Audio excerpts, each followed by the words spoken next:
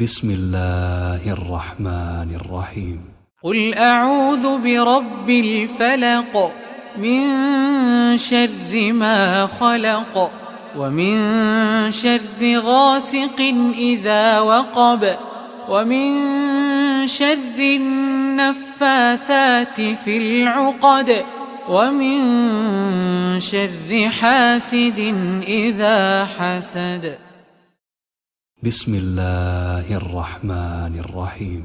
قل أعوذ برب الفلق من شر ما خلق ومن شر غاسق إذا وقب ومن شر النفاثات في العقد ومن شر حاسد إذا حسد.